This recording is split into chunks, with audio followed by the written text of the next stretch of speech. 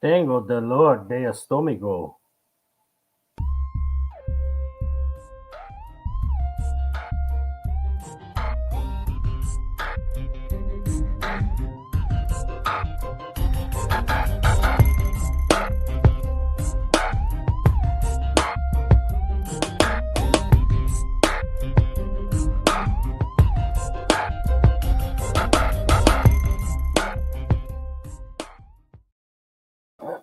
Oh yeah, oh yeah. Saturday Night Vibe. Bam, bam. Dun, dun, dun. What up there, guess? Answers I'm, by guess. I'm Week 10. excited. This is when it gets really fun. This one gets really good. I like it. I I like like it, it. man. Week 10. Holy crap. Playoffs are around the corner. So many just injuries have been the bug of the season. It's just like, I don't know what the heck's going on, but it makes it fun. You're definitely right. All right. Facebook, YouTube, TikTok, Twitter, and Patreon. Find us, like us, subscribe, do all that fun stuff. Answers by guess and ABGFF are the hashtags. Buys this week: Baltimore Ravens, Cincinnati Bengals, New England Patriots, and my New York Jets. Guess, go over the Thursday game so I can set myself up over here. Yeah, this will be real quick. So I'm going to take a second out to point out the ticker this week. When we do a big show, just so you know, there's the schedule. It's going by right now. Thursday night football recap coming up. Germany game, 1 p.m. games. Then we'll do the questions from the group. 4 p.m. games, then your questions live. So if you're sitting there waiting for your question to be answered, it will be the last thing that happens. Get yourself a cup of coffee or a Red Bull. Speaking of Red Bull and a cup of coffee, you probably needed one on Thursday night. Not gonna lie, I was, as people I posted on the page, I was with the family on the Polar Express, so I did not see the first 3 quarters. We got home right about the start of the fourth quarter, and based on what I saw was happening in the game, I didn't even bother to rewatch the game as I do with most of the games. Didn't even bother to rewatch highlights. Um, I mean, it's DJ Moore, but he didn't do that much. Terrace Marshall didn't do anything. PJ Walker's terrible. Foreman looks good. They kind of like Blackshear a little more than Hubbard, it looks like. But Hubbard was coming back from an injury. I dropped him. I didn't want to pick him up in the first place, but I did. I've been stashing him on IR, got rid of him. And the other side, Mariota's terrible too. Drake London did well. Pitts had like 2 targets. I want them both to switch quarterbacks. What a disappointing game. Let's go. On to Germany. Germany. All I right, mean, guys. Foreman should be good to go. Sorry, but Foreman should be good to go. I mean, it looks like they're fine just rolling with him, but they're not playing Atlanta every week. I mean, two of his 2 big games really is Atlanta. So Yeah, and you remember that tread I lightly. mentioned the last time that I thought that Carolina Atlanta game 2 weeks ago was one of the best games that we've seen all year and stuff like that, just because of the back and forth scoring, the way it ended, and so on and so forth. It Yeah. was total snooze fest on Thursday. I do want to point out one thing: the touchdown drive for Atlanta at the end. I think it was Demir Bird that caught the touchdown. They started at their own 3 yard line. What did they do to get down the field 97 yards? They threw the damn ball. They threw the ball. And they get marched right down the field. And then they get the ball back down 7 because Young Wei Koo missed the extra point. So they're down 7. And the first thing they do is a running play. Why? Just keep passing. You're passed all over them. Keep it going. Then there was a loss of yards, and there was a sack, and it was over. I mean, Atlanta, the back and forth that Rob was just talking about 2 weeks ago, throwing the ball. Yeah. Both teams were doing it. I mean, they didn't. I mean, Foreman just took over the first game, but even still, You scored on that last drive that you scored a touchdown throwing the ball. Atlanta, throw the ball. Well, I don't understand it. I mean, they run the ball when they're down by 21 points in games.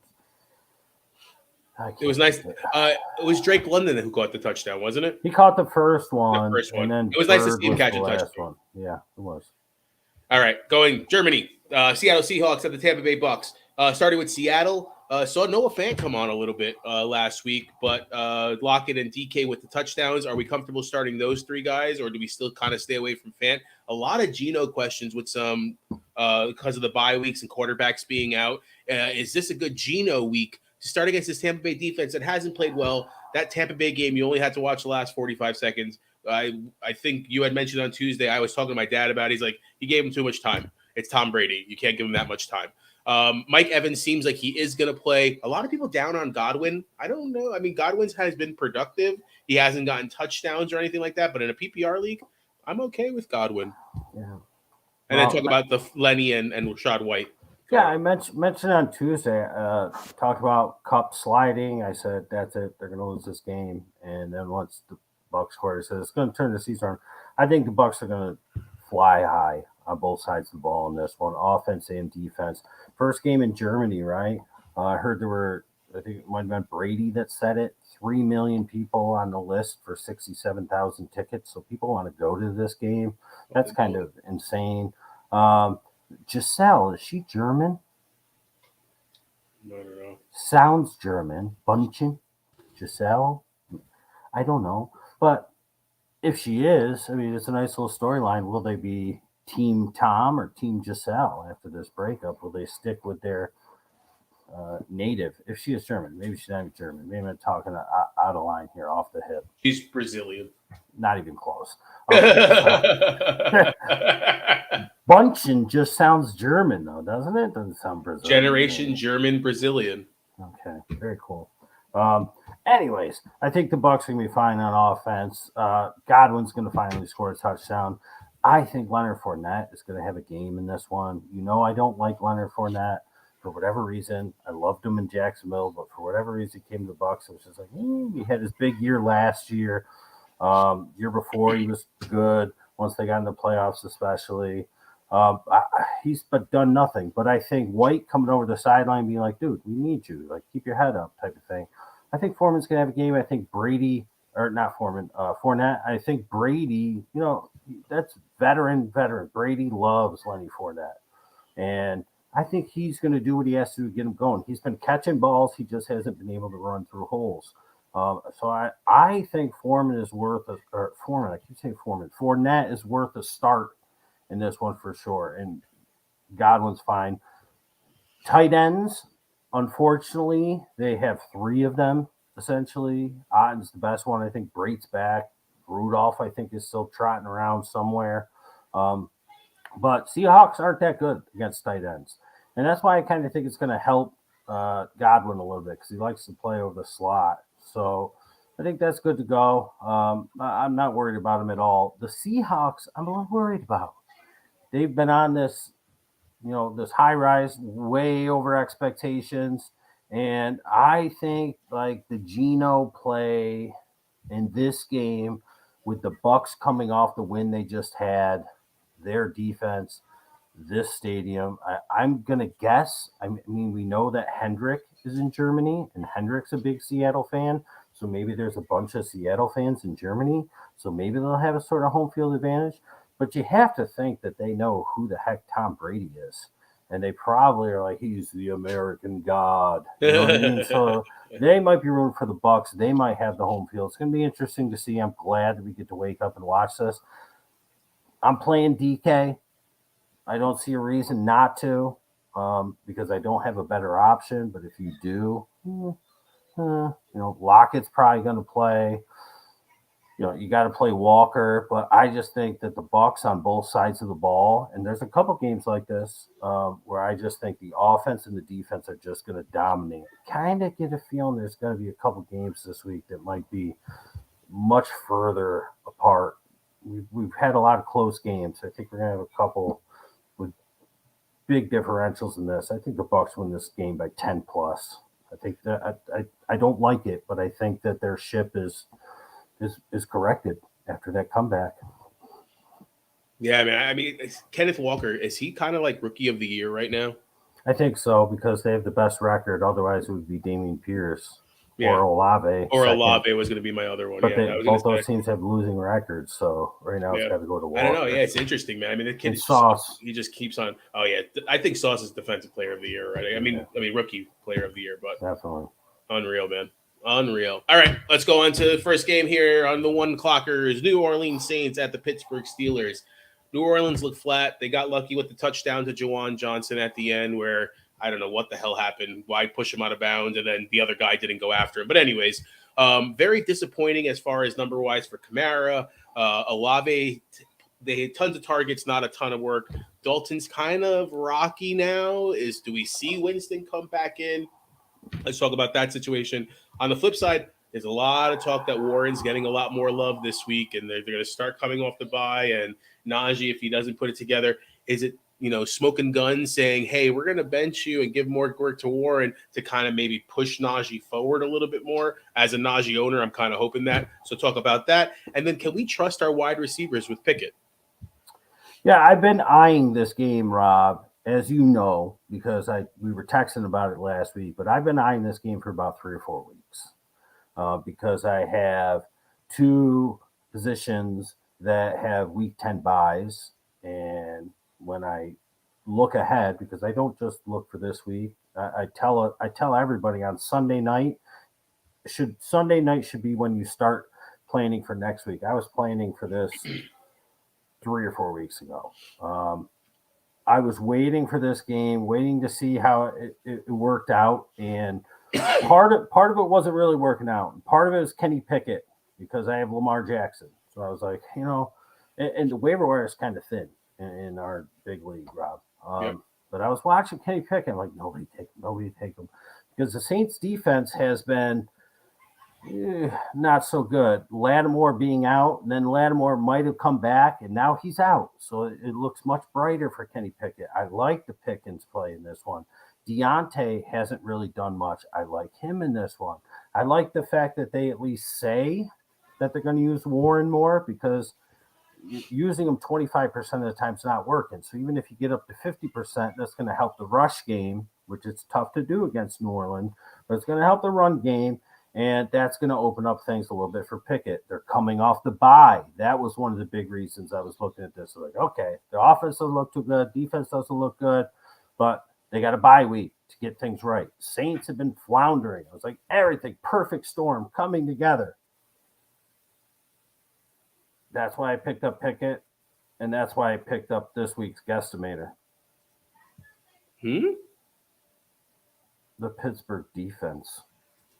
For the first time ever, a defense is a guesstimator. They are bottom of the barrel. Why? Their brick has been missing.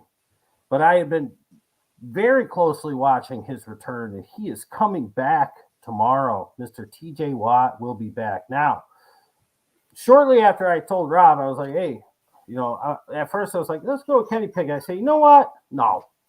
Let's go with the defense. We haven't done a defense as a guesstimator, and I've been looking at them for 4 weeks. Let's do it. TJ Watt's coming back, and then I get an alert. Minka Fitzpatrick's out. Son of a mother. It's going to hurt a little bit, but it's going to help Olave, and I think that's going to help Pickett, because then it allows for a little back and forth. But I like the Pittsburgh defense because it's going to cause turnovers. Watt's going to get sacks. Andy Dalton has not been great. They're on the road in Pittsburgh. Pittsburgh coming off the bye.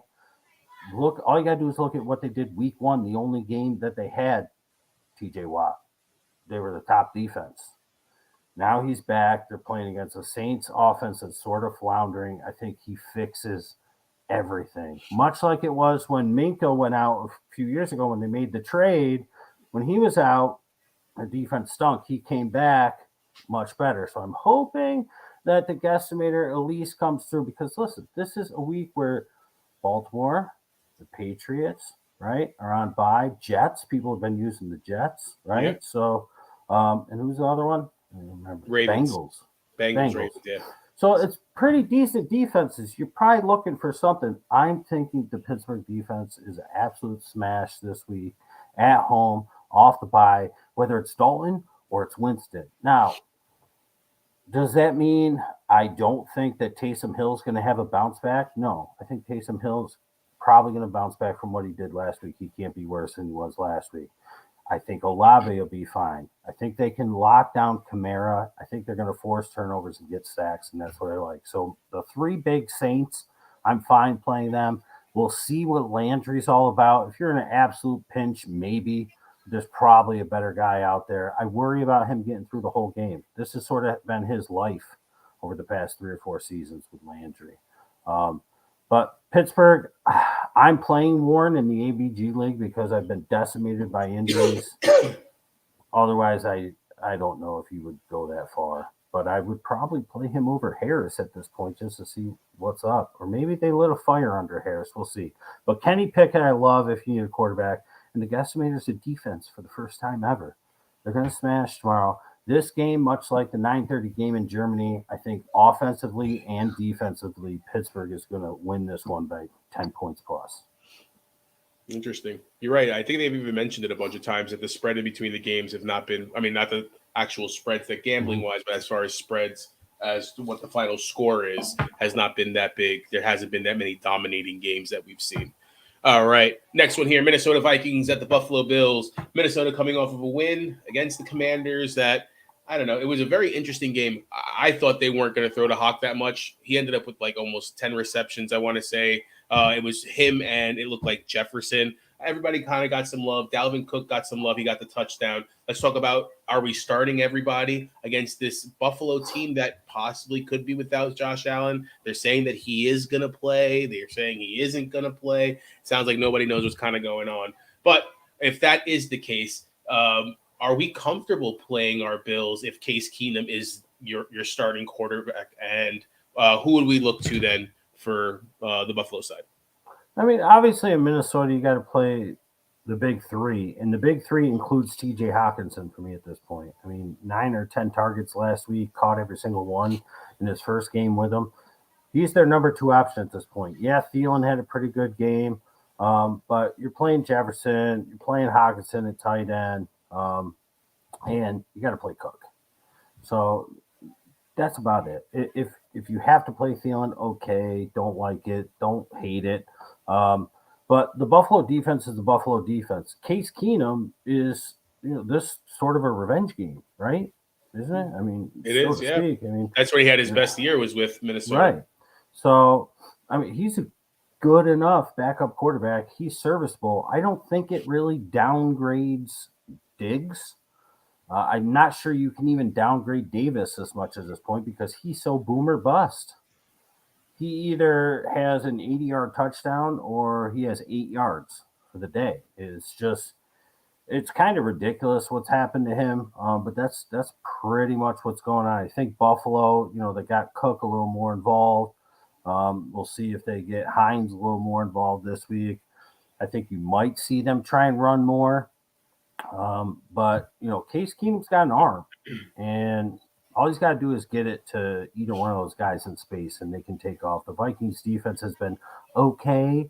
They're like one of the most surprising one-loss teams there is. A couple of their wins they squeaked out. They probably should have lost last week. They might have lost last week if Washington didn't commit the penalty on the field goal, which let them run down the entire clock and kick a game-winning field goal. So, because Washington had all the momentum in that, yeah. I thought for sure Heineke would have taken down. They would have at least got a field goal and taken it to overtime. So, I don't see a reason why the Bills can't win this one with Case Keenum. I don't think that Josh Allen plays, and if you're somebody that has Josh Allen or another option, I probably would just prepare myself that I'm playing the other option. Because if I'm the Bills, I'm saying we are the Super Bowl favorites still. Maybe Kansas City, maybe somebody in La La Land thinks the Eagles. Well, we're the Super Bowl favorites. I would imagine they have the shortest lines in Vegas. Why are we going to throw Josh Allen out there? Keep him out at least 1 week, let it heal a little bit. They need him in the playoffs. I don't think he plays. I know he's close, but I don't think he plays. But I don't think it's a downgrade at all to Diggs. And, I mean, the running backs are what the running backs are. If you feel like playing Hines or Singletary at this point or Cook, then that's the dire situation you're in. I think that they'll use them to take a little bit of the heat off them. And they got Knox, who every once in a while scores a touchdown and then does nothing else the rest of the game. That's funny. I was actually going to mention Knox with the backup quarterback. We always know that backup quarterbacks like to go to the tight end. That could be a possibility of Knox having a decent game. All right, let's go on to the next one here. And correct me if I'm wrong, but Case Keenum threw to Kyle Rudolph quite a bit in Minnesota, if I'm not mistaken. That sounds right. Yeah, that's where Rudolph, he had probably his best year then as well. There you go. All right, Detroit Lions at the Chicago Bears. Lions beat your Packers last week. Wasn't a great game. Packers didn't look that great, but it's a weird situation. Jamal Williams, I think you mentioned on Tuesday, you got to keep on playing him. Swift, you don't know what he's going to do. Are you comfortable starting Swift? Amon-Ra, but then who else are we looking at as far as the Detroit Lions? On the flip side, Justin Fields just keeps on escalating. He keeps on moving up on everybody's chart. I'm actually starting Justin Fields this week in place of Allen, just because I feel like this could be a good matchup for him. Let's talk about this Bears offense, and are we actually comfortable starting a lot of these guys now with Fields' trajectory keep on going up? Yeah, that's a no-brainer to play Fields over Allen. Just get the thought of Allen out of your head. I mean, not only is it easier matchup, but, the way he's going right now, you have to. Listen, I got a feeling Detroit wins this game. They don't win games on the road. Goff doesn't win games on the road. I just have a weird feeling Detroit's going to pull this one out. They're going to go toe-to-toe. This is going to be back and forth. Amon-Ra St. Brown is going to show back up like he was in the first couple weeks of the season. The Bears defense has been very susceptible through the air and middle of the field area. And all you got to do is get Amon-Ra the ball in that area, and he could take it the rest of the way. Swift is a little more healthy. Jamal Williams has been killing it. Maybe if they get close, you see James Mitchell again, but you're only playing him if you're in super dire straits at this point. Because tight ends on bye, I mean, it's not too bad. What Conklin, the redhead, Mark Andrews likely, and the Patriots. So it's like you don't really need to. I just have a feeling Detroit's going to pull this out somehow. I don't know why. It's just a feeling I have. But I did say in the beginning I have a stomach ache, so maybe that could be it. The Bears, Fields is going to be just fine. Claypool looked pretty good. They didn't use him too much, but they're going to use him more this week. Both the running backs should have a good game. I don't know who to lean on more. I think that you're probably still at 60-40 in favor of Monty. But if you got both of them, or if you got one of them and your other one is suspect, I mean, they can run all over Detroit. I think this game is going to be back and forth. I don't know what the over-under is in this, Rob. It should be, in my mind, 47. 48 and a half. Okay, so that's actually, they think it's going to go over then. That's because I would put it at 47. Vegas is saying 48 and a half. They're either trying to get you to take the over or they think it's going to go way over. I think it's going to be back and forth. I think the Lions are going to stick with them. Just think that Amon-Ra is going to have a nice game in this one and the running backs. And I think that you want whatever piece you can get of this game because it's going to be one of the more higher scoring games back and forth with both teams this week. Whereas like the last game, Minnesota-Buffalo, might be a little more slower paced, a little more lower scoring. Yeah, you know what I'm noticing too? I don't know if I put the degrees here. This is the first week that we're going to start seeing 40s and 30s in these games. So that's going to make, I think, a little bit of a difference too as far as from a weather perspective. All right, Jacksonville at the Kansas City Chiefs.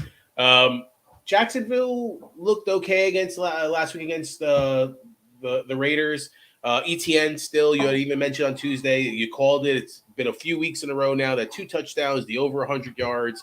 Kirk got his love, but he kind of was spreading the ball all over. Is Trevor Lawrence a good start against this Kansas City defense that they played well last week against the Titans? I don't know. I felt like Kansas City should have scored so much more. I mean, Mahomes threw over 400 and something yards and went to everybody, but it was a 2017 game. You were high on MVS. I think he had one catch, but everybody else kind of just chipped in anyway. So let's talk about who we actually can start from these Kansas City Chiefs. Yeah, it's crazy. Mahomes throws the ball, almost 70 times, and Malik Willis throws it 5. It's like, what? Kind of ridiculous. Yeah. Jacksonville, I think Trevor Lawrence is a volume play. Kirk, keep him in your lineup. ETN, obviously. Evan Ingram's fine. He's good to go. If you want to mess with Zay Jones and Marvin Jones, more power to you. I don't want anything to do with them. If they're available in any league I'm in, I just scroll right past those guys all season long. So I want no part of that. Kansas City, Hardman's out. Okay. And McKinnon might be out. McKinnon was downgraded on Friday to a limited participant after being full on Wednesday and Thursday. So what does that mean? What did I say on Tuesday? I said this is a committee of 3 running backs. If one of them goes down, the other 2 get a very nice bump. I like Pacheco and CEH much more in this one if McKinnon's out. McKinnon got that bump down. Pacheco up. CEH up. Because if McKinnon doesn't play, those 2 guys are going to have fun against Jacksonville. With Hardman out, MVS gets a bump. Everybody's love child, Kadarius Toney, gets a bump. Juju gets a bump. So this is like a perfect storm for Kansas City owners. If you don't have Hardman, you don't have McKinnon, these guys that you've sort of been holding on for dear life, getting scraps with, get like a 25% bump because one of the guys they've been sharing with are now out. Receivers, not as much because Tony's going to just fill in where Hardman was. But the running back situation, that's going to be good. Ronald Jones will probably be active. Will he get any carries? We'll see. Your boy. Yeah, Rojo. He'll probably be active. Might get a carry or 2. We'll see what happens. That you're not playing him this week. His first action in a year essentially. But this one, you got volume on one side, and you got an unstoppable offense on the other side. So get guys in. All right, I actually got to pay attention to that. Josh has McKinnon in right now, just because our depth is not very good for his running backs. But yeah, something maybe to pay somebody attention dumped to. Pacheco. I just looked. Yeah, there's 15 people in this league, which weird number. Obviously, it's So all somebody kids, have a and their bye friends each and week? stuff like that. Everybody has a bye each week. Craziness. Yeah, so Josh is 8-0 though. Nice. Cleveland Browns, the Miami Dolphins. Cleveland coming off of their bye week, getting closer and closer to Watson coming back. I see a lot of Watson being picked up all over the place if people are in need of a quarterback and they have a bench spot. What are your thoughts on that? Let's talk about the running game. I see a lot of people saying that both Hunt and Chubb are going to have really good games this week against a Miami defense who just gave a ton of points up to Chicago. Are you seeing the same thing? And who can we start from the wide receiver core for the Browns? On the flip side, the offense for Miami is, I think it's all systems go with everybody. Great call on Jeff Wilson Jr.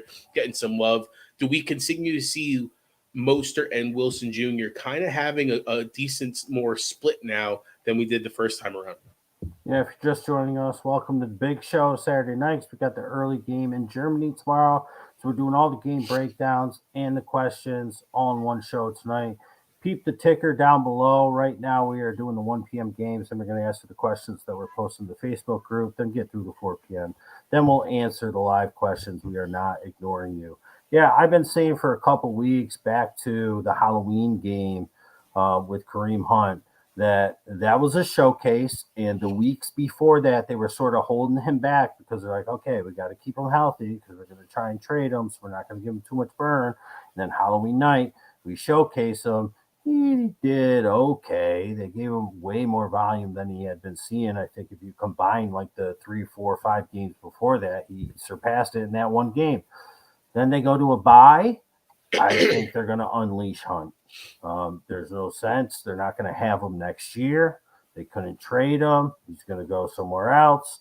Let's get him going. So, Chubb is an obvious play. I think Hunt is in a very good position, especially since you're playing the Dolphins, who we all know with the 2 missiles on the outside are going to be able to move the ball at will. Gesicki pops up every now and then. And as you mentioned, Rob, Wilson is just the perfect fit in the system because this is the exact system he played in last year for the exact same coach with the exact same guy next to him, Mostert, both of them in San Francisco, plus the head coach in San Francisco. Obviously, I think it hurts Mostert. I think we saw that last week. But you can run on the Browns, and their cornerbacks are banged up. I think Denzel Ward is still out. Maybe you could check on that. If he's back, not like it's going to matter. He can't stop Hill. He can't stop Waddle. It's going to be just fine. And Cleveland's going to have to play catch up, which is why Cooper's fine in this one. DPJ, I think, is a sneaky play this week. I don't recommend him often, but I think Donovan Peoples-Jones is a sneaky play this week. If you need a wide receiver 3 or a flex because there's no running backs out there, there's really nothing out there, and for some reason DPJ is still sitting out there, I think he is a great volume play in this one. He's sort of been a little down coming off the bye. I think he's going to have a nice one in this one. Definitely, I'm going to predict, you can write it down, Rob, a touchdown for Donovan Peoples-Jones in this one. Harrison Bryant, I liked him in the Halloween game, did nothing, had no targets. I think you'll see him involved this week. It's a volume game because I don't think they're going to be able to stop Miami, which is why you're going to see more Hunt, which is like I like Hunt in this one. And, that's it. I think this one – and maybe that's why I see your degrees there. This one, everybody's going to be a little more warm, a little more juicy, a little more moist in this one. And I think that this could be pretty good for a little bit of back and forth. Brissett has been surprisingly effective. And I think the Browns defense is hurting just enough, not that it matters, to keep this one more of a back and forth. Did you check on Ward? Ward is supposed to come back this week. Okay. What do you about Hill anyways? Real quick, the Watson situation. What do you think? Your thoughts on people scooping Watson? You just mentioned Brissett has been playing well. Is he worth a stash? And are you looking to pick up a DPJ for Watson when he comes back? Yeah, if you pick up Donovan Peoples-Jones this week and use him, I think that even if he doesn't do well, and I'm wrong, you might as well hold him for a couple more weeks. I think I talked about on Tuesday. You definitely should pick up Watson. Listen, if you have somebody that you can drop that's garbage, pick up Watson. But if you're sitting on Lamar Jackson, I can't say Josh Allen, he's hurt, Patrick Mahomes, people have had their bye. There's no reason for Deshaun Watson other than you're blocking people. And at that point, I don't know. If there's really nothing else out there in any of the flex positions, wide receiver, running back, tight end, then you might as well. But if you have a start every week quarterback, Hurts, there's not really a reason to have a Watson, I think, because then you're just you have 2 quarterbacks, you have none. You're gonna always put in the wrong guy, or at least feel like you're going to, and it's just a head game, I pick up what you're putting down there, friend. I pick up what you're putting down. All right, next one here. Houston Texans at the New York Giants. Texans are pretty much Pierce. Chris Moore has been coming on. I know you're not a big Chris Moore guy or those ancillary guys, but he has been getting a few more targets. He did have the touchdown last week against this Giants defense who McKinney just hurt his hand. He seems like he's out for a little bit. Not sure how much of a difference that makes, but is Pierce really your only starter that you can start from the Texans? On the flip side, I picked up the Giants defense against this Texans team, but I'm a little worried, to be honest with you. Them coming off the bye, could this kind of be a opening or a wake-up call, and they could possibly lose this game to the Texans because they're riding so high right now? I know they came off of a loss from Seattle going into the bye, but even still, 6-2 record. The Giants, people are talking about them being real. What are your thoughts on that as far as what players are we playing? Yeah, Houston played tough for a half 2 Thursdays ago. And against Philly. Pierce, we all know, right? But Cooks is coming back and Collins is coming back. And they have been targeting Brevin Jordan a little bit. Moore showed up and did some things last week. So now they have a third wide receiver, so to speak. So they have some weapons. If Davis Mills can keep it together, I think, say whatever you want. I think that Philly's defense is better than the Giants' defense. So you're traveling to New York. New York coming off the bye. I think the Giants will win this game, but I think it's going to be a little bit closer. I think Texans getting back their top 2 wideouts is definitely going to help. I think the Giants being down a couple defensive guys, like you mentioned, is definitely going to hurt. The Giants are getting back. Wait for it. Kenny Galladay. Whoop-de frickin' do. Who cares, right? Will he even get through the whole game? I'm playing Wandale. One delay. And you're playing you're playing Barkley, obviously. It's not why you watch Answers by Guess for me to tell you play Saquon Barkley. But the tight end should be back soon. I heard that he can see. Like his Bellinger, eyes. yeah. Is I he think coming it's back one more this 2 week? weeks. Another, No, not this week. couple Not more this weeks. week. Yeah. So you're looking at Slayton, Robinson, and Kenny Galladay. Daniel Jones is going to have to use his legs in this one. We saw what happened when Hurts was using his legs. That's how they got out of the funk. They put it on the pedal. So I'm going back and forth, Rob, personally, with A.J. Dillon. I'm waiting to see what happens with Aaron Jones or Brandon Cooks, who doesn't even want to be there. Because I just sort of feel like he might just be like, okay, they're not going to trade me. They're going to let me go after this year. I'm going to show off so that I can sign somewhere, somebody will want me. So I feel like this game's going to be closer than it looked like it was going to be early in the week when you and I were talking about defenses. I'm getting that same exact feeling, man. I forgot to mention about Nico Collins coming back. I think that I picked him up and dropped him somewhere. I had a feeling that Nico Collins is going to be okay, but him being out, I had to be able to replace him to update my bench. So, all right, Denver Broncos and the Tennessee Titans. Broncos coming off the bye week, also were in London. They were the early game on 2 Sundays ago. They won that game. Is this now finally time for the Broncos to kind of keep moving forward? Russ now getting a week healthier. Talk about who he could be throwing to. Judy seems to be his favorite target. Sutton is not somebody that people haven't been playing. Could this kind of finally be a Sutton week? And now that Edmonds is involved, let's talk about the running situation. On the flip side, it sounds like Tannehill is coming back. You're right. They only had 5 completions out of, I think, 16 throws or 17 throws last week. How does that change the dynamic for the wide receivers on this team? And then obviously it's the Derrick Henry show, but is there anybody else that we could be playing from this Titans team? Is your guy Chiggy Wiggy is going to get some love? Well, the Broncos defense is tough. They are. They did lose a couple guys with the trades. And like Bradley Chubb gone, right? Yeah, man. That was a big one. Is that Ravens? No, he went to Miami. All right. Who went to the Ravens? Somebody went to the Ravens. Roquan. That's right. So I hope that they use the bye to try and fix the passing game.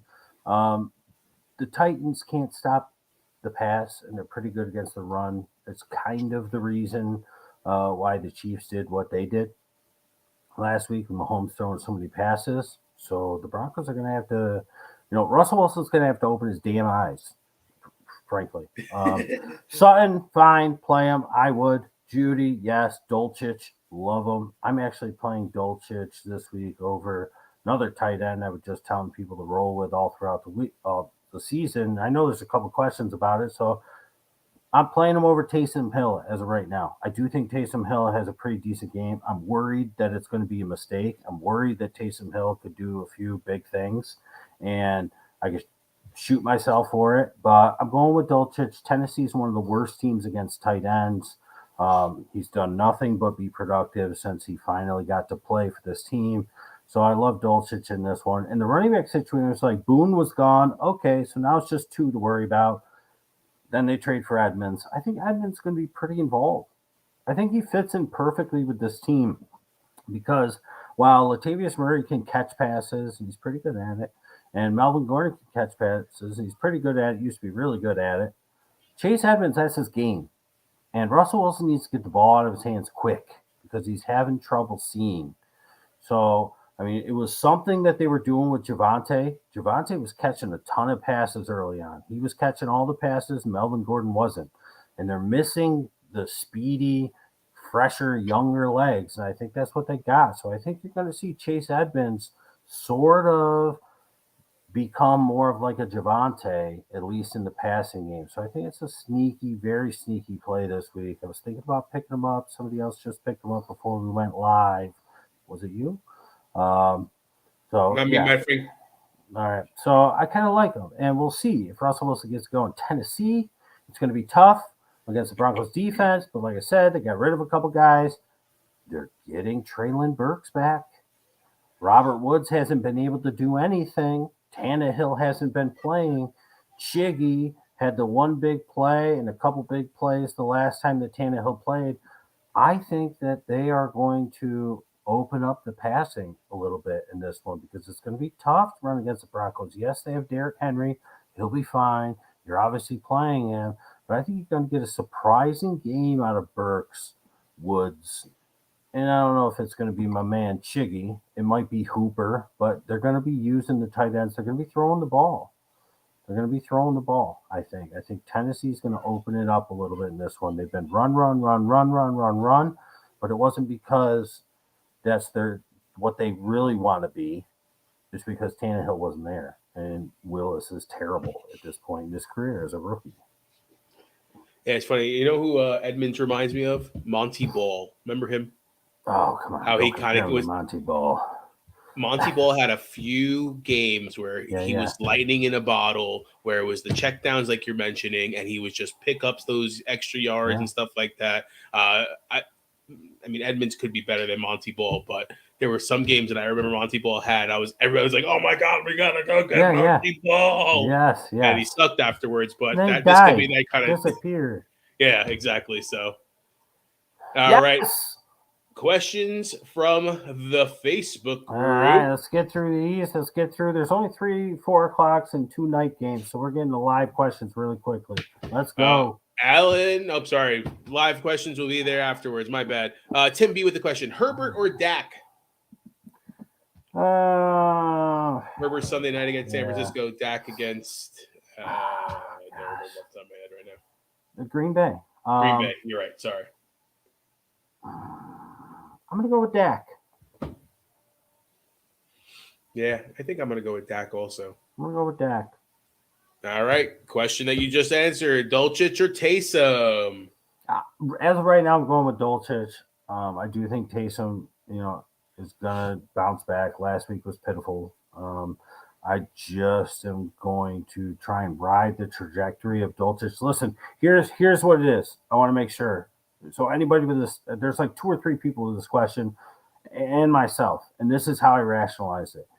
If you have these 2 in the league, specifically these 2, you play Dulcich if you want some safe points because you think you're going to win. You play Taysom if you are heavy underdogs and you think you need a prayer.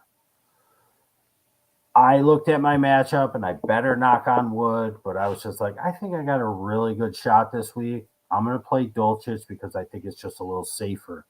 I think that his floor could be 6 points, whereas we've seen Taysom's floor could be 1 or 2. His ceiling could be way higher than Dulcich, but I don't think I need that ceiling this week. So if you're looking at your matchup and you think that, oh my God, this guy's got this guy, I'm projected, I hate projections, but I'm projected to lose by 30, then I'd put Taysom in because you need a prayer. He's a Hail Mary. You just need something safe to keep it going and stack them on, going with Dulcich. That's what I'm personally doing. So that's going to be my answer to you, Frank. All right, Sean, with a very similar question. It's a 16-team league PPR, Dulcich or Kmet? Gosh, Kmet's been on fire. But a lot of that has been just touchdowns, which isn't a bad thing. It's not a bad thing. But they're getting Claypool a little more involved this week. The 2 running backs are going to be able to run. I have a feeling this is why I think Detroit might win this. I got a feeling they're going to spy Fields a little bit. Nobody's really been spying Fields. And I just have a feeling that their coach is going to throw a little spy on him. So we'll see if that's right tomorrow when we're watching it. I'm going to go with Dulcich. He's steady as they come. He had the big first game with the touchdown, had a second target that was just a little overthrown, another big game after that, another one. I'm going to go with Dulcich against Tennessee. They suck against tight ends. All right, same league. Flex Pittman, Dotson, or Kyron Williams, who we haven't gotten to, but could he be getting some love? Yeah, I don't think you can do it yet with Kyron. The matchup against Arizona is certainly a good one. Um, and we haven't gotten to either one of these games. Colts Dot, Raiders in the next game that we're going to. yeah, Dotson coming back from the injury should be involved. Monday Night Football against the Eagles should be volume. And Pittman's been down, but man, that's the next game we're going to get to. And because I have a certain feeling about the Colts at this point in my life, I'm going to say Pittman. Screw it. I got a feeling, man. Got a feeling. Dude, Jeff Saturday I loved his speech. Loved it. Mhm. All right. Most people hated it. Most people laughed at it. I thought the complete opposite. He put his emotions on his sleeve. I mean, he was like, "This is who I am after 8 games. If I'm not the person, oh well, you know what? I gave him my everything." But Yeah. he's right. I mean, he's been in the locker room. He's been there. He's been there with Peyton. I mean, imagine being in front of Peyton. Technically, you know. Josue with the question here: who to flex, Monty, Herbert, or Deontay Johnson? Half-point PPR. I like all three this week. I can't tell if it's going to be Monty or Herbert. I would say Herbert, but Monty's due for a big game. I'm going to go with Deontay because I'm riding that Steelers wave this week. So I'm going to go with Deontay. Half-point PPR puts it over for me. He hasn't really done much. I think he's due. Josue. All right, Randy with the question here: Jarvis Landry or Allen Robinson? These are his third receivers. I'm going to go with A-Rob against Arizona. I'm going with A-Rob. Trust him just a little more than Landry coming back after multiple injuries and close calls and whatnot. All right, Antonio. He always says his "Hey friends." I forgot to put that, but Prescott or Geno? I'm going to stick with Dak. I just got a feeling that Bucs defense is going to hurt Geno just a little bit in this one. All right, next one here from Antonio: Thielen or Fournette? I got a feeling that Brady is going to get Fournette comfortable this week, so I can't really recommend somebody that I don't initially really like, but Antonio. Lenny. Like it. All right, Antonio with another one here: Dallas or Philly? Oh, this is tough. Green Bay's it was aberration last week. The three touchdowns in the end zone. I don't think you're going to see that. Their offensive line is a bit of a mess, and they have no. I mean, they got Lazard, and Michael Parsons is an animal. But I like Philly being Monday night because there's usually defensive touchdowns and at least a turnover or two. I'm probably going to go with Dallas, though. I think I'm going to go with Dallas. Yeah, I'd probably go with Dallas also. It seems like Green Bay's unraveling, man. Yeah. If Aaron Jones is banged up too, I think that makes a difference. Yeah. Mm-hmm. All right, Scott with the question here: best streaming defense, New Orleans and Pittsburgh, Rams versus Arizona, or Pittsburgh versus New Orleans with Watt back but injuries in the D backfield? I think I know who you're going with. Before I dive into this, I'm having a feeling that was similar to a few weeks ago when I looked at a question and we didn't say Boyd. And I had a feeling I was going to open my mouth, but I said, let's just keep the show rolling. And then Boyd blew up. I might switch to Philly. I think it's so close. You can flip a coin and Dallas. Oh, for the previous one? Yeah. I think it's so close. I don't see Rodgers turning the ball over like that unless he fumbles. I think you're going to get sacks. I don't think you're going to get many interceptions. You'll get a lot of 3 and outs, maybe some 4th down stops if your league scores that. I think you got a better shot with a hospital ball from Heineke just chucking it up there. I think it's so close. Philly's at home, right? Philly is at home. And that's why I give a little, because Green Bay's at home, right? It's at Green Bay. Dallas is at Green Bay. Green Bay, correct. Yeah. It's so close. I mean, My initial instinct was Dallas. You go with your gut, Antonio. It's really that close for me. I'm gonna check that at the end of the week with our scoring system, which is different than most. And I'm gonna see. I think they're gonna be very similar. I think both teams have a shot at top five potential this week. All right, let's go back to this one here. Best Uh-huh. streaming defense: New Orleans and Pittsburgh. LA Rams versus Arizona. Pittsburgh versus New Orleans with Watt back, but injuries in the D backfield. Yeah, I'm going to go. Listen, Pitt, yes, but if Colt McCoy's the quarterback for Arizona, I mean that might lean me a little to the Rams, honestly. But then the Rams are going to have John Wolford, but John Wolford has done well in games where he's had to play. I mean, there's a reason that they won't let him go. Like they love him as a backup. Um, I'm going to stick with Pitt because it's my guesstimator. So let's roll with him, baby. Let's Oh go, yeah. Scott. I hate that. Why did I say let's go? I hate when people say that. Let's go. My students always say that. They're like, they're in gym or intramurals in the morning and they make like a layup. Let's go! Come on, dude. It's a layup.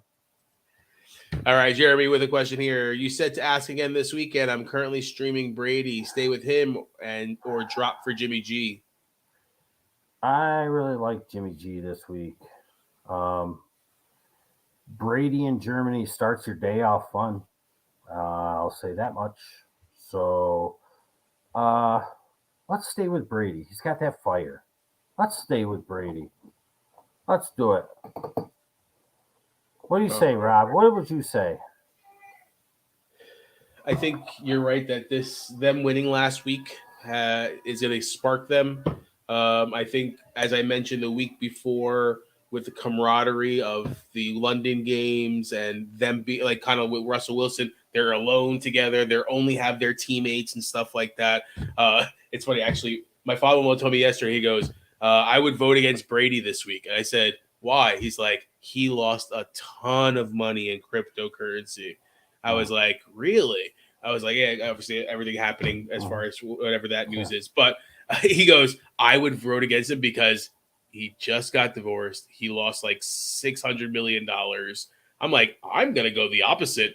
I think he's gonna be pissed off for all that stuff, and he's gonna come out slinging the ball. See, that's the thing. Like us normal people, right? That something like that, like we lose $6,000. Yeah, if we even have $6,000, exactly. We lose 6,000. We're like down in the dumps. 6 million or 600 million, or whatever. That's a ton of money. But Brady's a different breed.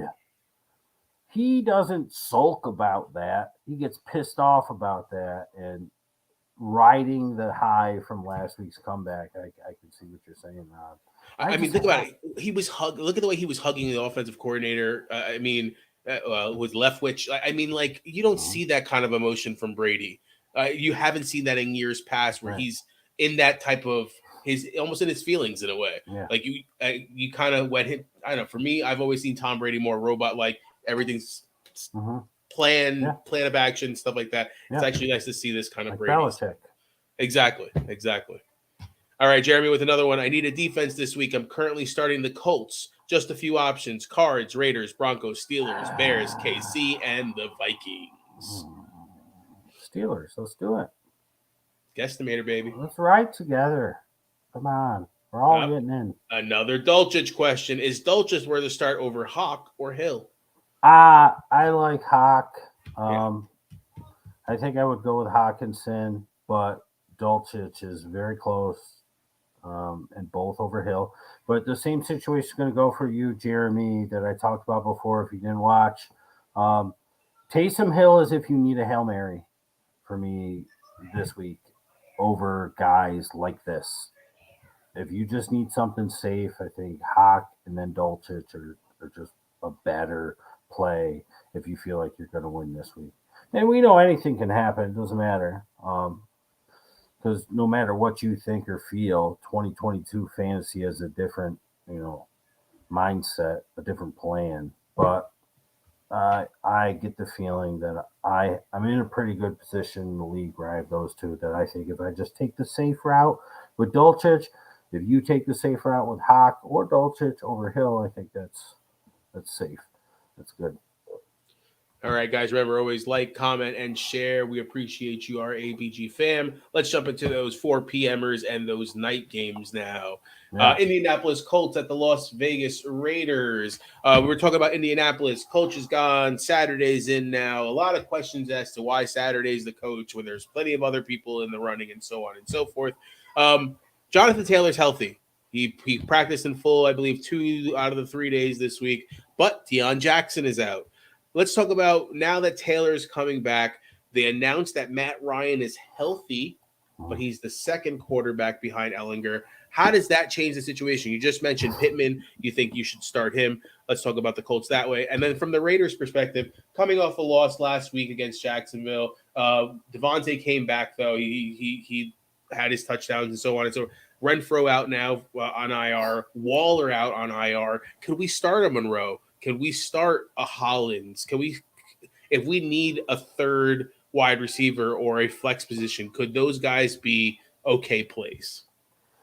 Listen, I believe I'm in the minority, but that's kind of what it is. We're answers by guess, the inside scoop from outside the box. That's pretty much why a lot of people are here, because I don't follow the narrative. I don't, and it's not my choice. I'm just going off of my name, my guess, my feeling, my gut, my thoughts, my intuition. People think the Colts are just going to be absolutely terrible.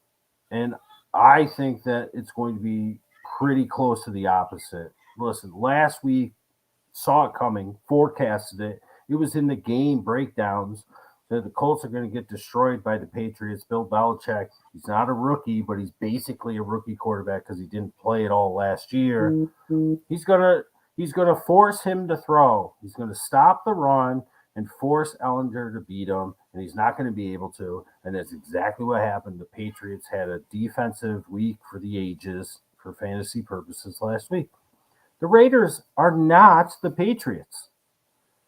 Ellinger in his first game did okay, didn't have any touchdowns. They lost by 1 point to Washington, I believe. Could have beat them. I think there was the Pittman game, right, where Pittman dropped the ball. Pittman would have scored a touchdown. Ellinger would have had a nice big game. I mean, he had field wide open in front of him. The Raiders' defense is terrible. I love Pittman in this game. I like Pierce in this game. I like Campbell to bounce back in this game. One of the 3 tight ends is probably going to score 1 or 2 touchdowns in this one. The Raiders are who people should be worried about, not the Colts, because the Raiders can't keep a lead. They can't win games. Hey, let's throw to Devontae Adams. Let's get up by 20. Hey, let's stop throwing to Devontae Adams. Let's lose. That's like, hey, let's give the ball to Josh Jacobs. Let's get up by 20. Hey, let's stop giving the ball to Josh Jacobs. Let's lose. It's absolutely ridiculous. Whatever's working for them in the first half, they seem to just, And if they lose this game to Jeff Saturday, McDaniels could be out. They could fire him. You'd be like, dude, you just lost to a dude with no experience. The Colts are pretty good. They're getting Jonathan Taylor back. They got good offensive weapons. I like Taylor a lot in this one. I think the Colts are going to win this game. I don't know if it'll be easy, but I think they're going to be just fine. I think Ellinger, 3rd game under his belt, going against the Raiders defense, it's going to be a good thing. Listen, the Raiders don't have Renfro. They don't have Waller. So it's Mac Hollins, Devontae Adams. If the Colts focus on just stopping Devontae Adams, Jacobs could do some things. You got to play Jacobs. But other than that, I mean, what are you going to do? So I think the Colts are going to win this game. I don't know what the line is. I'm going to guess it's like -2. Raiders are -2. Raiders 4.5. Wow, they're -4.5. They're giving 4.5 to Indy. I'd be all over the Colts in this one. I chose the Colts this week. I'd be all over the Colts if I was a betting man. I think that they win this one, and I am fine playing Colts players. In fact, I suggest you put them in your lineup for a nice bounce back. Last week was against Bill Belichick. and he knows how to stop fresh, young, green quarterbacks like Ellinger, and that's what he did. And this is the Raiders, and they don't know how to stop anyone. It's funny that you mentioned McDaniels possibly being out and stuff like that. His adjustments in game, you would think he would learn from one of the best in Bill Belichick, and I feel like he's not making the right adjustments. It's like he makes adjustments, but he hurts his team more than he helps his team. Let me tell you what the difference is going to be in this. Ellinger is going to use his legs. He's a great running quarterback in college, and I watched some tape. Never really watched before, but I was watching some highlights during the week at work on my breaks, checking out some YouTube highlights of Ellinger in college just to see like what's the deal with this guy. Wheels, and he has yet to use them. And I think Saturday is going to draw a few things or let him use them. And the Raiders are like they're like chicken noodle soup. They're like chicken noodle soup. They make you feel good. Everything's going to be much better for the Colts this week. Trust in that. All right. Sorry, just looking at what Darko sent here. I don't know what Darko said here. Let's get through these. I want to get to these games. I want to get these live questions. All right. We're doing good. We're doing good. We're only an hour in. Yeah, we're doing good. We're doing good. We're rolling. Okay. All right, Dallas Cowboys at your Green Bay Packers. Yeah. Cowboys coming off their bye week. The week before had a great game against Chicago. Jerry Jones keeps on saying Zeke's going to play. Is Zeke actually going to play? Because it doesn't seem like he is. If Zeke does play, how does that affect Pollard? If Zeke doesn't play, speak about how it affects Pollard. Noah Brown coming back. I know not a huge name, but it adds another wide receiver onto this list. I'm a big Schultz guy. You know, I've been on Schultz with Dak as the quarterback. Am I comfortable starting a Schultz now with some of these other, I mean, they're not huge tight end names that are out, but again, could he be a good starter going forward now with no bye week? On the flip side, Green Bay coming off a disappointing loss. Lazard was really the only target. Aaron Jones banged up. If Aaron Jones doesn't play, is Dillon a good play against this Dallas Cowboys team? You had mentioned that you're kind of in a conundrum as well when it comes to Dillon. Yeah, as far as the Cowboys go, you know how I feel about Schultz. Don't like him too much. And Ferguson, the rookie, is coming on. He's catching balls every single week. So they're using both tight ends. So it's not just Schultz out there. They're using the rookie. And, you know, CD and Gallup got nothing the last time they played. I believe he had a goose egg, if I'm not mistaken. I believe that's correct. And that's kind of weird. Dak likes Noah Brown. Used him early on. I don't think Zeke's going to play. It's going to be Tony Pollard again. They called up, Quadri Allison again from the practice squad. I think that's a telltale sign. It was the week before for Gallup, but go on. All right, and Malik Davis, we'll see if he plays again. He actually looked okay on a couple runs when they had to do because Zeke didn't play. So I think it's a Tony Pollard show. I think Dak's going to be just fine. The Packers defense has some holes in it. Jair Alexander, I don't know who he's going to guard in this one. I don't know if he's going to stay on CeeDee Lamb. I think he did a really good job against Diggs last week. It was really just the one play for Diggs. Now, granted, he got hurt, which took him out for a little bit of it. Green Bay made a couple stupid mistakes in that game against Buffalo. 2 weeks ago. And then last week, they kind of shut down Detroit. It was just the turnovers. Green Bay couldn't score. I mean, 3 turnovers in the end zone. So if they don't do anything on offense, it's going to hurt the Dallas offense. But I kind of get a feeling Green Bay will be able to put a few things together. You're not going to see a multiple interception game from Rodgers again. He might fumble it because he gets sacked by Parsons or Lawrence, but I like Dillon, especially if Aaron Jones doesn't play. And Toure, we'll see. Watkins, you don't want to play in these guys. It's Lazard or bust. And they're using my boy DeGuara over Tunyon, which is nice to see. But the Cowboys can't stop the tight ends, so maybe they run out with 2 or 3 tight ends. Lewis is still involved. I think it's Lazard, Dillon, Jones, and that's about it for Green Bay. And I don't know. But I've just sort of lost. Give me a top 5 pick at this point. I don't even care. It's funny. Josh told me when we get to this game, he wanted me to ask you. He's like, does he start Bobby Tunyon or Dan Schultz because they're playing each other. Dalton. Yeah, Dalton Schultz, sorry. I'd probably go with Schultz. I don't like either one. Tell him to hit the waiver wire. All right. I'll show you what he has. All right. All right. Arizona Cardinals at the Los Angeles Rams. Cardinals coming off of a loss last week against Seattle. Hopkins didn't get the ball that much, but he did have the touchdown. Ertz had the touchdown. Rondale Moore ended up being the one with the most catches. Seems like he is going to play this week.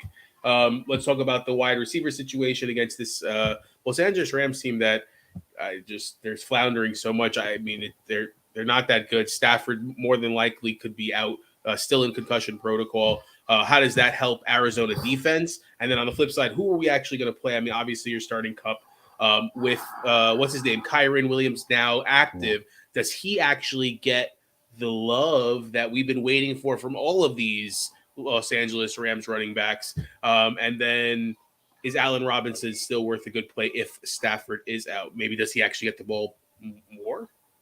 Yeah, this game could be Colt McCoy versus John Wolford, as I talked about before. And that, I don't know if that's good or bad, honestly, because aside from Kyler's runs, he hasn't really been great.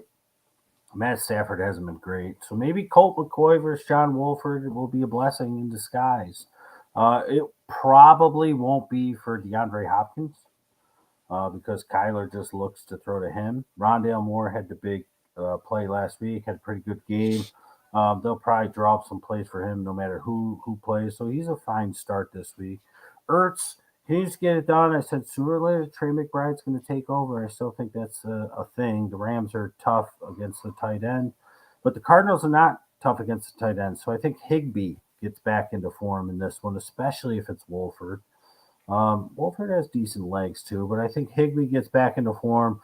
Van Jefferson's still waiting for him in his third game to catch a football in 2022.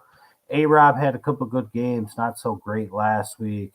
Kupp's Kupp. But I think Higbee, ask your son, check his leagues. Did somebody drop Higbee after his weak game last week or in the last couple weeks, actually? And if they did, I like him a lot in this one. He's somebody I'd pick up if I need a tight end streamer because the Cardinals stink against the tight end. And backup quarterback, tight end, your best friend. As far as the running backs go, I think that they never should have went back to Connor.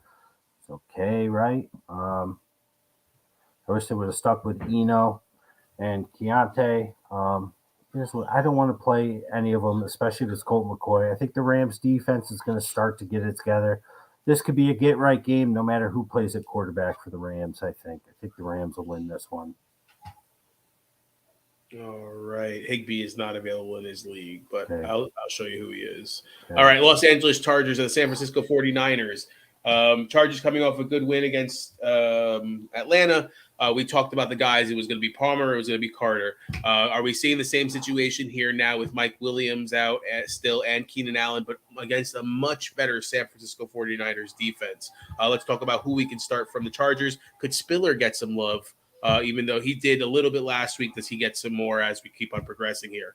On the flip side, we got a healthy Debo now, and with first time playing with Christian McCaffrey. Can we see this offense with Jimmy G as their quarterback explode now? Is this where you're playing every single 49er that you have? Is Elijah Mitchell coming back this week? He has been activated off of IR. Yeah, so for the Chargers, you basically have 5 guys from obviously to really. You have Eckler, Palmer, Everett, Carter, Spiller. Right, from obviously to really. Guys that you might want to play this week. And then they have Mr. Dandy Bandy, Darko's boy, who got tons of usage last week. They're probably going to keep him in as that third wide receiver this week. I wouldn't be surprised, based on the volume he saw last week, if he scores a touchdown this week.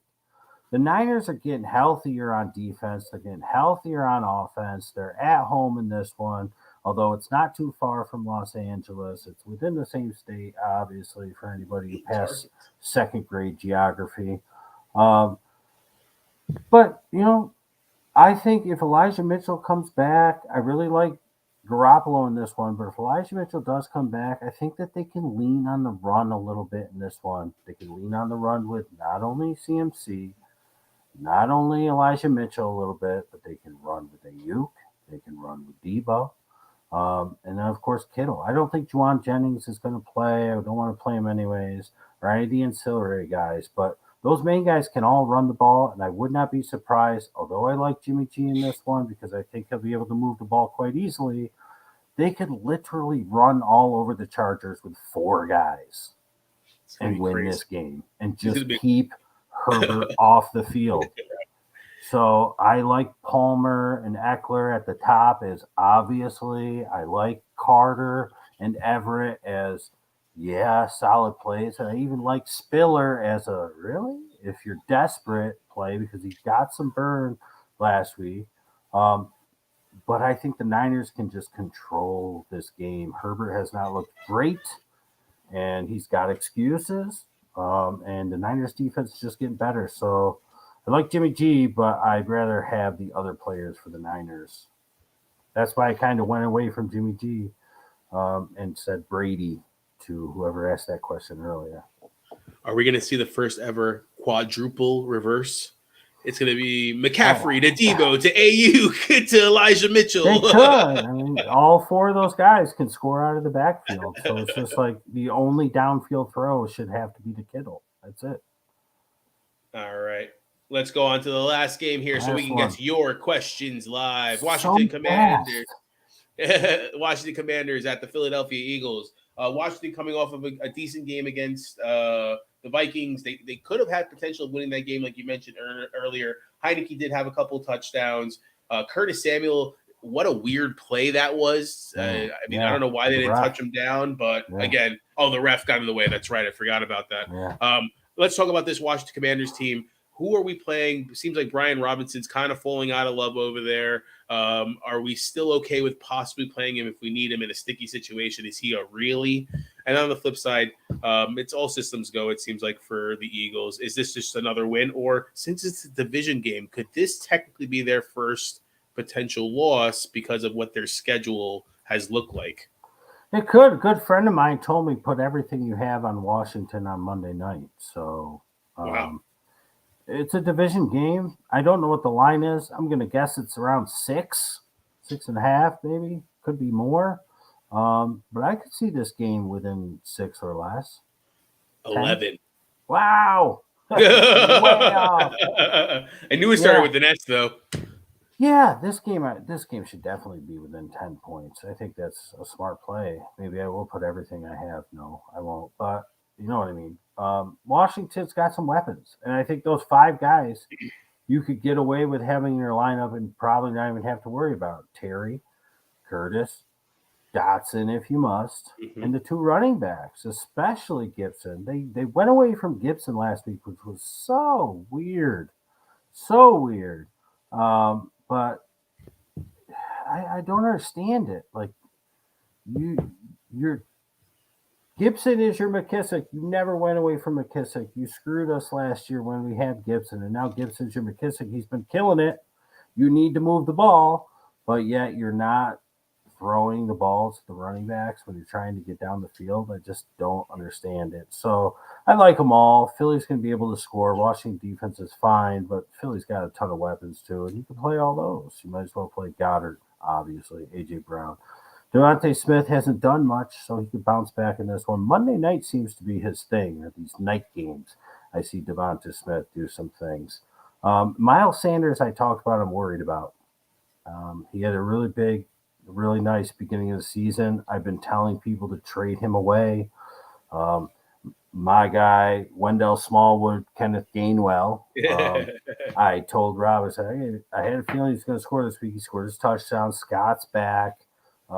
They have never gotten Trey Sermon involved, which is crazy. They signed him and whatnot. But I think that all things considered, if there's one player I'm a little worried about, it's Miles Sanders in this one, just because I think they're going to use the other running backs. And I just think his production is going to take a downturn, especially as this team keeps winning and wanting to keep him fresh for the playoff push. They're going to start to use these other running backs more. So if you're in a position with Miles Sanders as like your third really good running back, I think you put him on the bench and you play the other two.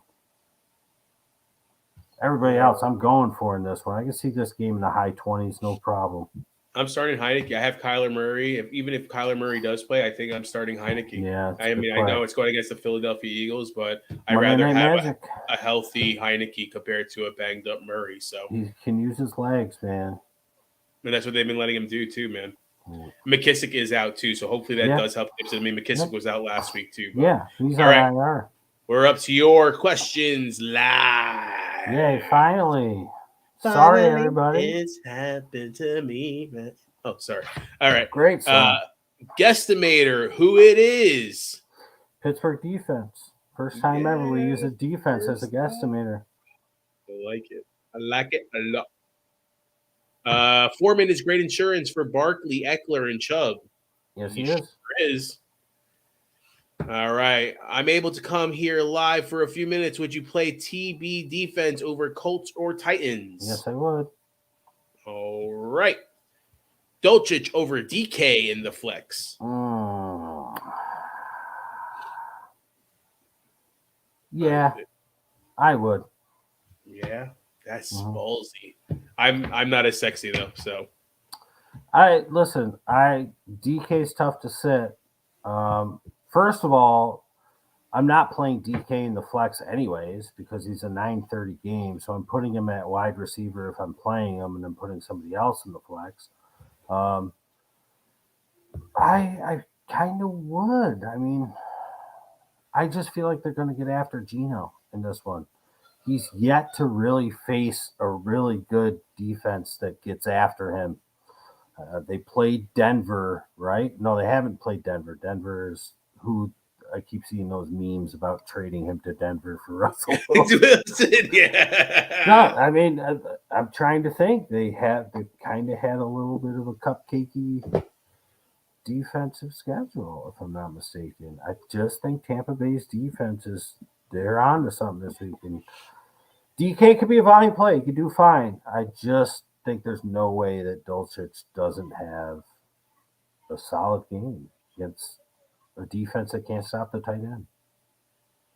All right. JS Air Quality. Who's the guesstimator? Pittsburgh defense. I love it. I'm going to put him up every time it comes up. All right. Claypool or Devonta in the flex? Tim wants First of all, I love that somebody from YouTube, JS Air Quality, is asking about a guesstimator. That tells me that you watch the show and have at least watched us for at least 1 week. And I'm glad that you're watching us tonight, A. And I hope that you stuck around and you saw us answer your question. I'm sure you figured it out by now, but welcome. I thank you for being here. And I see that we even have some trolls. I like that we have some trolls. Yeah, I don't think I'm going to put those onto the screen just because of what the website no need, but like that. But hey, the algorithm may be working a little bit more. Might be working. The trolls are coming. All right. Answer Tim's question: Claypool or Devonta flex? I'm gonna go with Devonta. Monday Night Magic. He's pretty good in those night games. I like Claypool. Detroit. It's good. It's back and forth. I think he'll be good, but I'm gonna go with Devonta in this one. I think if Washington focuses on a wide receiver, they're not focusing on Devonta Smith. They're focusing on A.J. Brown, and that's why I'm going to play Devonta. All right. Tim with Dawson Knox breakout game. Your favorite term. Let's go. Yeah. Well, he's. Oh, sorry, Tim. I wasn't making fun of you when I said that. But he had those breakout games last year. He could, though. It's a good matchup for him. All right. Ravi with the question. Hey, thank you for coming on. Make sure you hit that subscribe button. Tua or Fields? I have Tyreek, so the stack may have a factor. I think I'll keep going with Tua. Take the stack and run with it. I agree. Tua's been playing well enough, man. I mean, they've been throwing the ball all over the place. Fantasy has this thing. Football has this thing. And 4 or 5 weeks ago, right when it started, I think he had 12 points And it was that Thursday night game. He was 3 inches away from 3 different touchdowns, an inch on each. I said, Justin Fields, I have a feeling he's going to start doing this. Should have been a 30-point game. And since then, he's had 4 30-point games. Last week was like a 50-point game. Sooner or later in fantasy, it goes smashing into a brick wall. And I don't think that's going to happen this week. I was going to say, I just said I was going to start Justin Fields. No, I don't think it's going to happen this week. But I do think that Detroit does some things to make sure that he doesn't kill him with his legs, because that's where teams have been getting in trouble against him, is letting him run. I mean, he set the record last week, 178. I think they're going to spy him this week, and because his weapons on the outside and even tight end aren't as good as Tua's, that's why I go with Tua. I like it. I dropped my pen. Sorry. Okay. All right. Robbie with another one here. Mostert or Pickens? I'm going to go with Pickens. I like Pickens. No Marshawn Lattimore coming off the bye. I really think that Pickett's going to have a week. I think they're going to get a couple short fields as well. Pickens is Pickett's guy. All right. Chad says he is here. Hey, Chad. I'm glad. What's up, bud? All right. Jeremy, Lazard, Claypool, and DPJ is looking like a much better receiving core for me than I was worried about earlier in the season. Yeah, it's a dire straight lineup you got there, but this week especially, I like it. All right, guys. Remember to always like, comment, share, subscribe, do all that jazz. We appreciate you, our ABG fam. All right, Alan, did I miss the guesstimator? You did, but you probably didn't since then. It's the Pittsburgh defense, my friend. First time ever we have a defense as a guesstimator. All right. Frank with the question here. Should I aim for another QB next week with Tua off and Carr is my backup? Yeah, probably. PM me. You are a Patreon subscriber, so you have that privilege, Frank. So send me a PM. We'll go through. And you know what? Let's pick them up this week. Why are we going to wait for next week to pick up your QB for next week? Get them now while you can and don't have to waste a waiver priority. So PM me tonight, because I'll be on the couch watching some TV before I go to bed. All right, and Frank. I'm looking for love, but just don't tell anybody that. Looking for love in all the wrong places. Looking for love. All right, Frank with another one here. Should I try to move Goddard or Everett for a wide receiver or running back? I have Hill, Olave, Kirk. Running back, I have Sanders, Dillon, and Mixon. I mean, if I were you, I would maybe do like Everett and Sanders for like a nice upgrade at running back. But, I mean, you're good. You're good as you are. And this week you might get lucky if Aaron Jones is out, and then you could go with Sanders and Dillon. But I don't think you need a wide receiver at all. Maybe week 14. Maybe next week if Kirk's out. You know, Kirk's out. They're on a bye next week. Olave's week 14. I think Hill is also 14. Miami is week 11. So you got two that are week 11. Yeah. Kirk is week 11. So he might need a wide receiver. Frank, let's talk about this league as well when you send me a PM. And thanks once again for being a Patreon subscriber. All right, Darko with the question here. Which one is a better play in San Francisco, Walford or McCoy? San Francisco. Oh, yeah. In L.A., right there. Rams are home? Yeah. I would go with Walford. I'd go with Wolford. Not only is he's more probable to be the actual one starting at this point. He's got better weapons, and they're at home. The defense is better. He's got legs. He knows how to use them. I'd go with Wolford. All right. McVay loves Wolford. He loves him. Alan with the question here. Cousins or Fields? I think I'd go Fields. Because I think the Cousins game against Buffalo, I think it could be a little more lower scoring, whereas I think that the Detroit-Chicago game could be a little more back and forth. That makes sense. Oh, you know what? Darko's saying super flex, Walford or McCoy. It's not Oh. San Francisco. That makes sense. Yeah, sorry. It's been a long day, brother. Listen, John and Cole, I know you're backups. You don't play very often, but the game this week is in Los Angeles, not San Francisco. You might want to get on a train. Wolford. All right.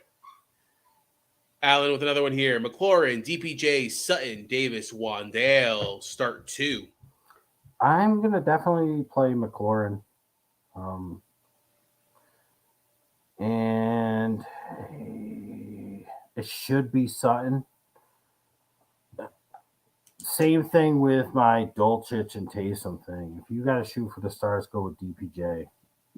Otherwise, go with Sutton. Sutton's a little bit safer, but he's not even because it's freaking Russell Wilson who's blind. For some reason, I'm feeling Wandale, but okay, I'm fine with that too.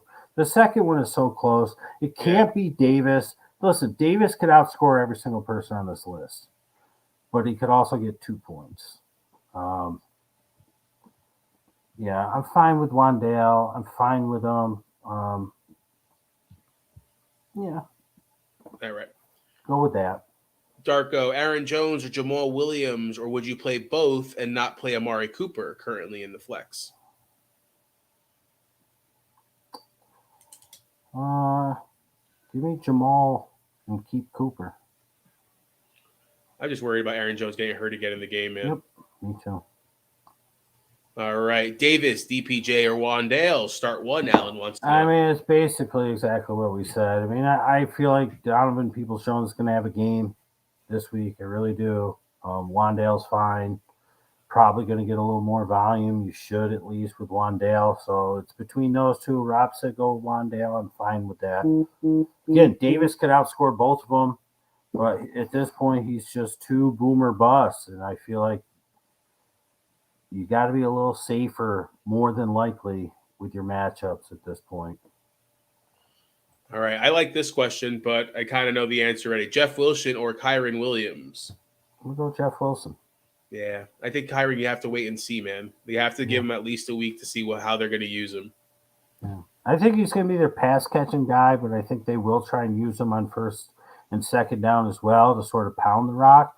But his first game ever in the pros, it's a relatively soft matchup against Arizona. But they're not just going to bench the other two guys. They're not, I mean, Akers has been benched, but they're not, him and Henderson are going to get a little bit of burn. So I'd rather share with one guy and have it be Mostert than two guys on a team that hasn't been able to run the ball at all this year. You know, Jeff Wilson, they don't have to worry about the run because they got to worry about Hill and Waddle killing them. So it opens up lanes a little for Wilson. So I'm going to go with Wilson for those reasons. Similar question. Just add Brian Robinson. Start 2. Well, obviously Wilson. I guess go with Robinson for some Monday Night Magic at this point. I just want to wait a week. If I have guys who've been playing and have at least shown something, I know we like to catch lightning in a bottle. Trust me, you know, everybody who's been with us for these 6 seasons we've been doing this, I'm telling you, I like to be out in front of it. But for some reason, something's just telling me, let's just wait a week with Kyron Williams if I have guys like this week. Don't go with Robinson Wilson. Agreed. Alan with another one here. DPJ, Cooks, Kyron, B-Rob. Start 1. I'm going to go DPJ since this is who you're giving me. I feel like you're just mixing names around. Alan, Ayuk, Pickens, DPJ, Melvin, B-Rob, Monty. Start 1. Ooh, that's Pickens. A lot of good. Really? Pickens. All right. Yeah. No Marshawn Lattimore. It's Pickett's guy. At home, off the bye. I like it. I like it a lot. All right. Kyle over here. Pollard, Aaron Jones, Monty. Pick one running back. I'll get into the rest. I'm going to go with Pollard, man. I don't think Zeke plays. I'm going with Pollard against Green Bay. He can catch the ball. He can run through the tackles. Pollard. All right. Godwin or Lockett. Pick one wide receiver. We're going with Godwin. He scores a touchdown this week. And one flex out of them all.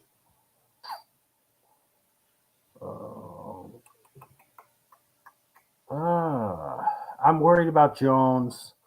Lockett could get a big one. I really like Tampa Bay's defense. Monty could run all over Green Bay or Detroit. And he's kind of due a nice big breakout. I'm going to go with Monty in the flex. Yeah, ebbs and flows would kind of have me going Monty too, Yeah. just because he's had some down games. Lockett's Yeah. very close for me though. Very I close. think Aaron Jones is the one I'm staying away from just because I'm worried about re-injury. Yeah. All right, last one. Pick one: Tunyon or Ingram. Ingram. I would agree with that. Kyle, I saw you post that at 9:08. It's 9:31. Hopefully you stuck around. If you did, thank you for joining us. All right, Connor has a question here. I have Pitts, Schultz, Taysom, T, Jamar, Gabe Davis, Sutton, Odell. Drop Taysom or OBJ for DPJ, 12-man full PPR. Yeah, man, I'm not an OBJ person. Listen, I was against it last year, Connor. But last year, he proved me wrong. He had a very good end of the season, was good in the playoffs before he got hurt and the Super Bowl, right? But you don't even know what team he's going to. He's, bless you, or cough you, whatever that was. Sorry, I don't know what's going on. I'm kind of feeling on the weather, man. We don't know what team he's going to go to. He's going to go to a contender. Could it be the Cowboys? Could it be back to the Rams? We don't know.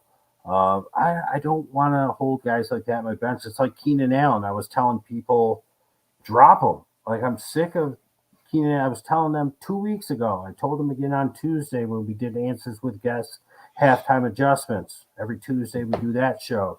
I said, get rid of Keenan Allen. He's not going to play this week. And lo and behold, he's not playing this week. So it's like guys like that, like I don't want them. So I would drop Odell for Donovan Peoples-Jones. Their bye week being over, you don't know. OBJ could end up going to a team that has a bye week, his first week back. Maybe he goes to somebody with a week 13, 14 bye week. I think there's no byes week 12. So you have Pitts, Schultz, and Taysom. So you don't want to know who to start. You just want to know who should you drop. I would drop Odell for Donovan Peoples-Jones. If that's a move you have to make, are you going to use Donovan Peoples-Jones? That's fine. I'm going to hold on to Taysom Hill. Last week was a bit disappointing, but as I've talked about all show from beginning to end, this week I'm playing Greg Dulcich personally over Taysom Hill because I feel like I just need something safe. I don't need a home run. Taysom Hill's a home run. You can always have that Hail Mary in your back pocket with Taysom Hill. And I'd rather have that on my bench than somebody else having it in their lineup against me. So I'm dropping Odell, picking up Donovan Peoples-Jones, if that's something you want to do. All right. Welcome, Marco. Should I trade away Mixon and Pittman to get Diggs and Zeke? My running backs are Mixon, Kamara, Henderson. My wide receivers are Olave, Myers, Pittman, and Dotson. I would not do that. I know Pittman's been disappointing, but I think that the Colts are going to revive themselves pretty well this week. Pittman could have had a huge game 2 weeks ago. He dropped the ball. Last week was Bill Belichick, and that's the reason. But they're going against Vegas. Vegas is terrible. Pittman's going to have a good game this week. Mixon's value is sky high right now after last week. You can do better. Zeke is hurt. He's not playing this week. He might not even play next week. Dallas is on the fast track to the playoffs, and they're going to want to have Zeke and Pollard. And they just paid Zeke a lot of money. They're going to want to make sure he's healthy and helping them in their Super Bowl push, which they've been trying to do for over 20 years. So I'm not doing this deal. Diggs is enticing, but Pittman is fine, and your running backs are fine. Henderson, I don't like. I would look at the waiver wire and see if there's somebody else I could do, because if Kyron Williams does, kind of what I've been holding on to him in my IR spot, I feel like he will take it by storm. I'm watching this week to be sure, but Henderson's done nothing. So I'd be looking for a third running back, because this week, if you're playing Henderson, there might be somebody out there better than Henderson this week, especially. And your wide receivers are fine. Dotson's finally back. Myers is on bye, but he's the only one that does anything. I don't want to make this deal. No, you can get a better running back, and then I would do it. All right, as mentioned before, SF is Superflex. Thank you. Thank you very much. All right. I know I have a question for you. Okay. Let me just pull up my team real quick. This was so fast. I love this. An hour and a half, big show. We're almost done. I like it a lot. It didn't feel like we were going fast, but a lot of times we're like over 2 hours by now. Right? Am I right? No, yeah. The games definitely went a lot quicker this time. Good. All right. Lockett, Sutton, or Palmer, wide receiver 3. I already have McLaurin and Hill going. I'm going to go with Palmer. Okay. Pierce, Pollard, Najee. Start 2. Pierce and Pollard. All right.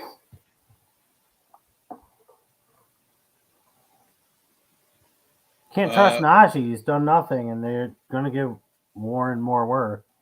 Mooney or Kirk? I'm going to go with Kirk, but I like Mooney this week. I think kind of been feeling Mooney too, man. I think they're going, like I said, I think they're going to spy Fields. I'm very interested to see if Dan Campbell throws a spy on Fields and makes him throw the ball. Mooney's been doing okay, but I feel like that's what's going to happen. All right. I think that was my questions. Yeah, that was my question. My other one would have been, what's it called? If I should play Dylan this week, but I have no choice but to not play him because I couldn't get Hubbard out. So, All right. What else we got here? Josue, the spy on Fields, did not work last week. Yeah, but it was a kind of a week. You got to dedicate a guy to it every single time, and it's got to be a guy that can move well. Miami wasn't really too dedicated to a spy last week on Fields. And I'm not saying a spy will work because dude is slippery. I mean, he looked more Lamar Jackson than Lamar Jackson, in Lamar Jackson's MVP season last week, and kind of has for the past couple of weeks. But Miami didn't dedicate and commit fully to it and didn't really have a guy on him that could stick with him. So we'll see. Spies don't always work, but they help. You know, what's funny is I was actually going to send a trade out. I was discussing a trade, trying to get Christian McCaffrey. I offered Lamar, Jonathan Taylor, and Kirk for McCaffrey and St. Brown. I don't think the person's going to take it. But the way I described it, I have Justin Fields. I'm willing to get rid of Lamar because I called him Lamar Jackson Jr. That's what he reminds me of. It's really funny that you said that. So, well, the one problem you run into there is that Fields hasn't had his bye. Mm-hmm. I have Heineke as another quarterback too. Okay. But Fields is 13, right? And Heineke's 14. 14, if I'm not mistaken. Is that correct? Yeah, 14. Oh no, they're both 14. Maybe I can't do that. You can't do that. See? Good call. But you could probably trade Fields next week if the deadline isn't, Monday night. You might be able to be like, hey, Justin Fields instead of Lamar, and then your quarterback's already had his bye, and Fields' value has never been higher than it is right now. Good point. All right, we're gonna have to talk it out. I'm gonna have to look at it. All right, Chad with the question here. Would you pick up Watson to stash if Lamar was your QB? Yeah, it just depends on who you're dropping, Chad. You might as well. It's what I talked about before. Like, I pretty much mentioned that if Lamar was my quarterback or Hurts was my quarterback or Mahomes, like, I really don't see the need to have Watson. That's what I said sort of in the beginning of the show. Somebody asked about Watson. It was my exact answer. If you got somebody like Lamar or Mahomes or Hurts, you don't need them. But if you got some bum at the end of your bench, yeah, Keenan Allen, goodbye. Do it. Do it. Pick him up. Because worst comes to worst, you have Watson on your bench just in case. I'd rather have Watson than Keenan Allen. Even if Watson doesn't play the rest of the year, it's even. Because they're both zeros to me at that point. I want nothing to do with Keenan Allen. I tried to tell everybody 2 weeks ago, drop him. Hopefully some people are starting to listen. All right, Josue traded Njoku and Aaron Jones for Goddard and Eno. My running depth is solid. I like that. You got an upgrade, especially because Goddard is a force. He's number 3, I would say, at this point. Maybe even at number 2 at this point behind Kelsey because Andrew's been out. And Njoku's hurt. Aaron Jones is hurt, but Eno's been relegated to backup duties again. I don't think Connor lasts, so I would say it's a good trade. I think he got the best player out of all of them. Goddard, and that's what you want to get is the best player. Exactly. As he mentioned, bum-ass Keenan, and he says he still has Walker, Sanders, Monty, Herbert, and Gus. Yeah, nothing wrong with that at all. All right. Final thoughts of the week there, sir. Yeah, as I've sort of said, tomorrow night, Sunday night, is when you should be, if you haven't already started, which I also recommend, tomorrow night is when you should start prepping for week 11.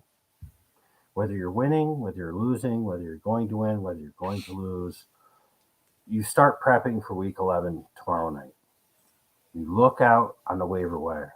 You look at who's on a bye, and you go, oh, nobody's going to pick up this guy, and he's going to be free to pick up all the rest of the night, all day tomorrow until kickoff on Monday night. Pick him up. If it's somebody you're going to need week 11, pick them up. Why are you waiting for the waivers to go through? If there's a guy that plays Monday night, the guy that plays Sunday night, and the 4 o'clocks are just about to end, pick them up. Start prepping. Move pieces around. Hopefully you play in a league where you can drop your bench guys. There's some leagues I know people that play in, they're like, oh, you can't drop a bench guy, and some people hate that when people are like, why not? You didn't have him in your starter lineup. And it's a big argument because that's all people do on social media is argue. I think if you didn't put him in your starting lineup, you could just get rid of him. That's how I personally feel. And listen, you got somebody in your bench that did nothing, and there's somebody sitting out there that you could use next week. Goodbye. Do it now. Don't wait for Tuesday night. Don't wait for waivers. You got to be a step ahead. That's what we are at ABG. And you are ABG because you're here with us, and we appreciate that. So good luck tomorrow. All right. Just give guys heads up. Week 11 buys Jacksonville Jaguars, Miami Dolphins, Seattle Seahawks, and the Tampa Bay Bucks. Remember to always like, comment, and share our ABG fam. Please. And then look for those hashtags everywhere. Answers by guests at ABGFF. Subscribe to our channels all over the place. We appreciate you all, and we wish you the best of luck. And word to the wise, if you happen to see the comments from 69mega.com, don't click those links. You'll get yourself in trouble. You'll get yourself in trouble. Just real quick, we forgot to mention, somebody won a T-shirt today. Yeah. Were you guys on a list to get the T-shirt? Yeah. Listen, the rules were simple.